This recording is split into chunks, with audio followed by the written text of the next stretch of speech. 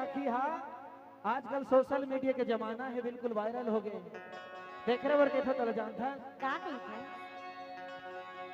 MP Khargone Maheshwar से आके और माला बेचत महाकुंभ मेला माँ।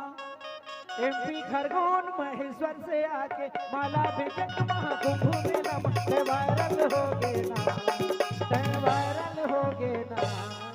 सुना बताना और वो मोनालिसा टूरी माला बिचैया के जम्बो मेला के घुमैया दीवाना हो गए उधर।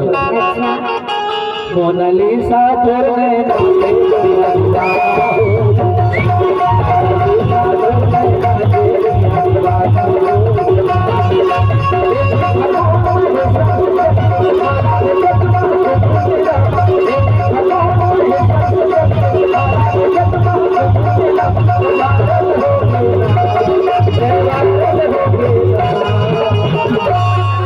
सुनना, बताना इन आंखों में गरासी ना होती तो आंखें इतनी खूबसूरत ना होती।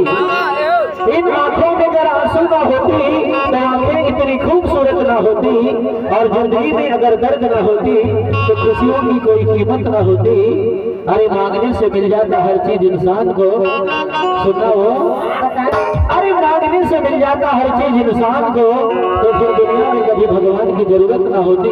लेकिन सुनना अंजू, बताना बताओ बताओ बताना तोर नैना छोरी कटारी बन के मोर करेजा में चुभक रहे थे दिखे लगे तो का बताना। बताना नेता म्यूजिक आपका हार्दिक स्वागत करता है।